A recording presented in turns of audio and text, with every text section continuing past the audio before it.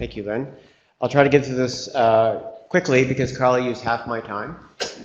So if you could turn the lights down a little bit, because the moon isn't very colorful, but you can see it much better in the dark. So if you could turn the lights off, that would help a lot.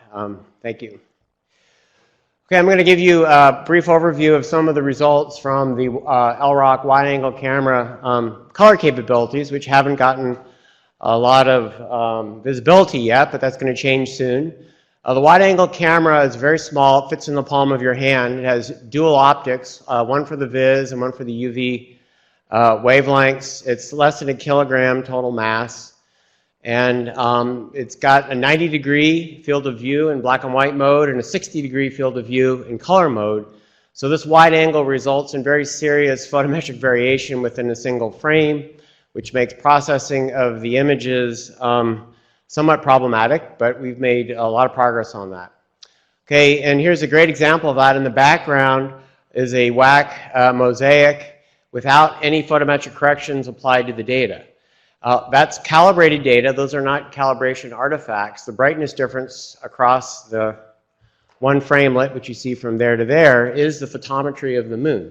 Because you're looking in the center at 0 degrees emission angle, and out at the edges 30 degrees emission angle, so you get a plus or minus 30 degrees change in phase angle on the surface. This image superposed on the right is very spectacular.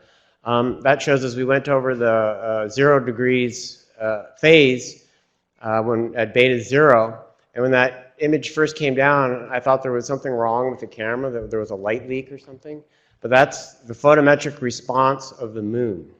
Isn't that spectacular? But now what we have to do is figure out the photometry of the moon in these 7 wavelengths and remove those kind of effects before we can start analyzing the data and bring it in context of lunar geology. Okay, let's go on. Okay, what we're doing to get the photometric function as precise as possible is we're dividing the moon up into a little grid pattern, and we started out at 5 degree by 5 degree.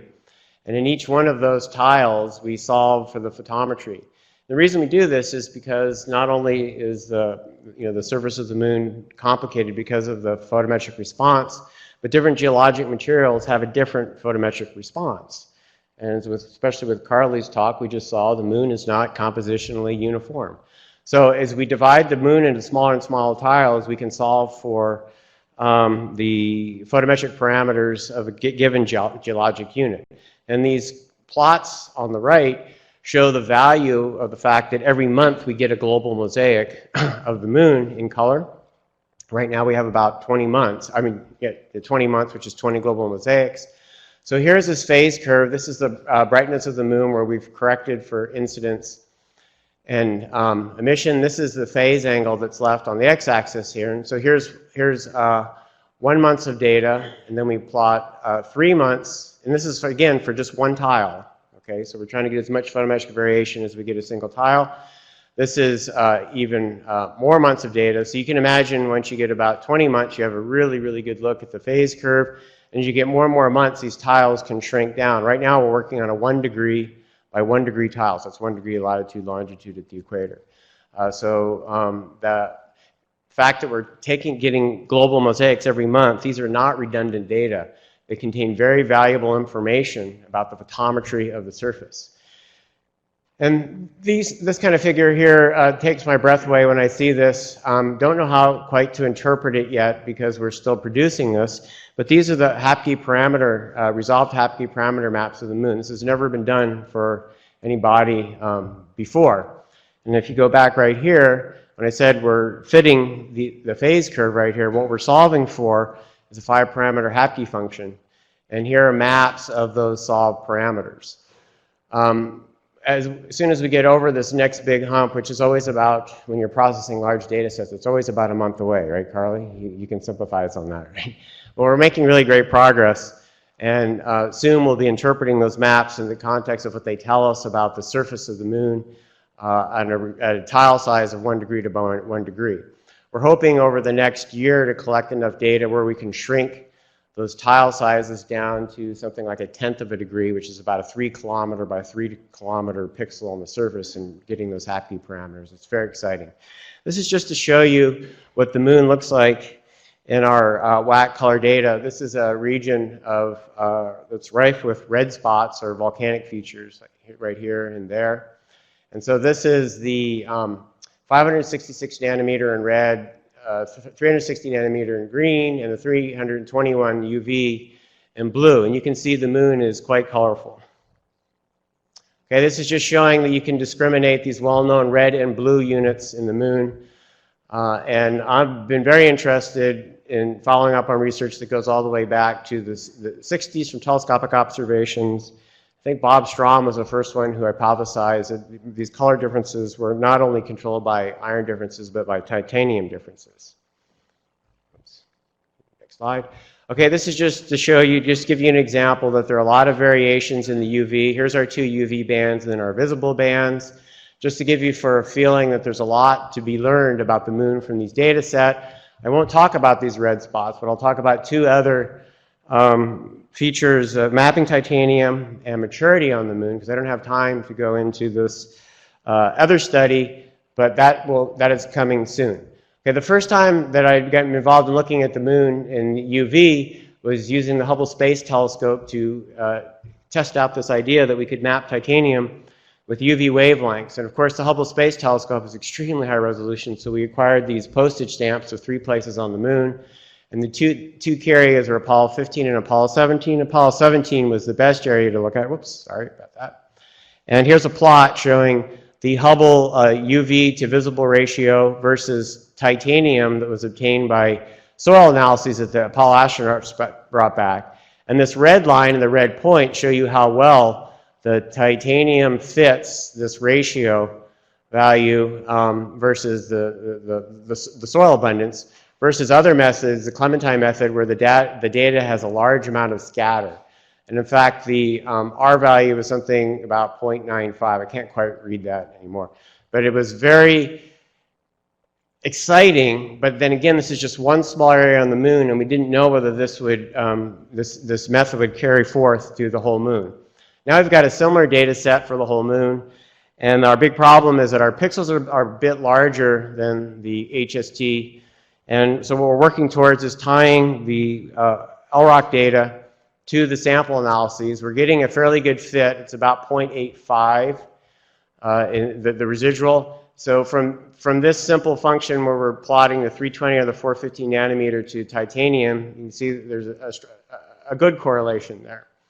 A couple of these outlier samples we're trying to explain in terms of the fact that the lunar prospector has really coarse pixels, something on the order of greater than 10 kilometers in size. So matching the spread function of that instrument with ours, I did this in a first approximation way, and then I've been working with the lunar prospector guys, and they've showed me a better way to match the data set. So I think that those are going to actually come in a little bit closer.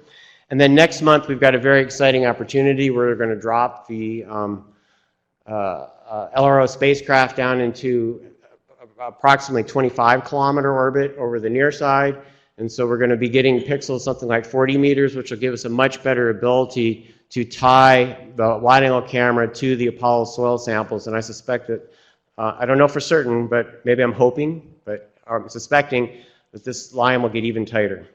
The great thing is when I went and made the map is that everything passes the test of geologic common sense, and especially was gratifying that there are no more of these improbably high TiO2 abundances that we're seeing using the Clementine data and the Lucy method. Come on, you can do it. There you go. And so this is an orthographic view of the near side of the moon, and this is a WAC TiO2 map. When we get our next iteration of the photometric correction down, you can still see in this version the vertical stripes. That's not compositional, of course.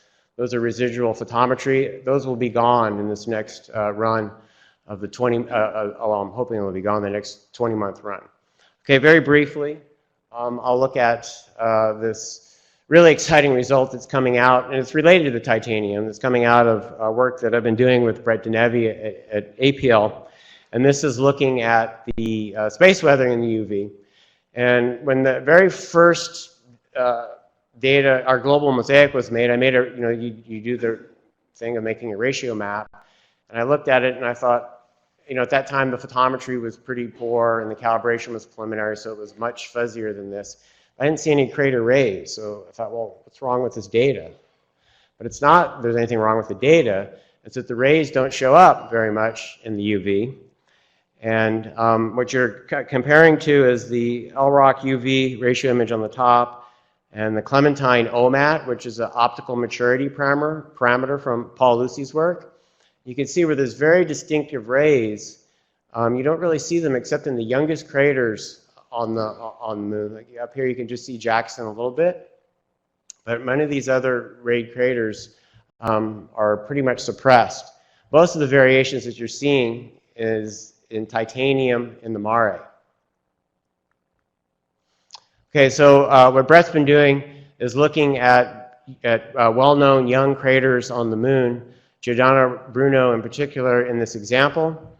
And what you can see is this is the OMAT parameter. This is going from the rim of the crater outwards towards 140 kilometers away. Just to give you some sense of scale, Giordano Bruno is 22 kilometers in diameter. And this is our UV ratio that's sensitive to maturity. And you can see that the rays become mature faster or closer to the impact crater. So once you get out to about 20 kilometers away or 1 crater diameter, you can no longer find the ray in the UV data.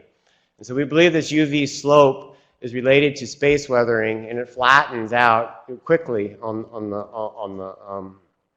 with time that we've been seeing, and in distance. And the reason with distance, I believe, for a very young crater is that the rays get thinner and thinner, so they're gardened in, and there isn't much immature material there, and it weathers quickly, so that's why the rays disappear at a short distance from the impact crater. And what's very interesting is I think that the bottom line that's going to come out of this study is that we'll now have a tool, since we don't have absolute ages for any of these very young craters on the moon, is a tool for putting a hierarchy within Copernican craters themselves of relative ages, because it looks like if a Copernican crater, and I don't really know what this number is, but if it's older than 100 million years old, it's going to be seen as mature in the UV index, whereas in the visible to near-infrared index, it's not mature until it's about 800 million years, 500 million years, a billion years. We don't really even have a good handle on that yet.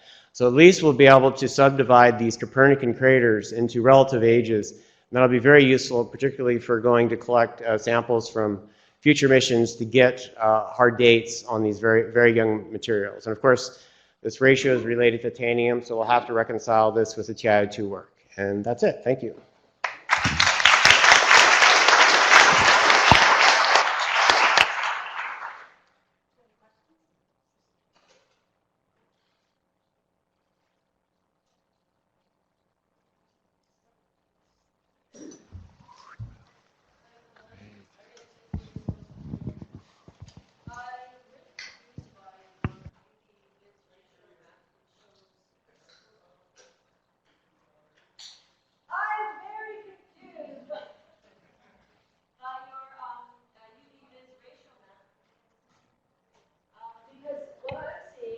There's much more variation within the compositional, so the Mari show up as bright, and there's just variation in that on maturity, and that the more highland area is shown up as more dark, and so it's not an absolute maturity, it's a relative maturity to your composition. Is that correct? Am I saying that correctly?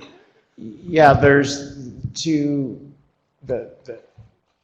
signal that you see in the ratio is dominated by compositional variations, absolutely.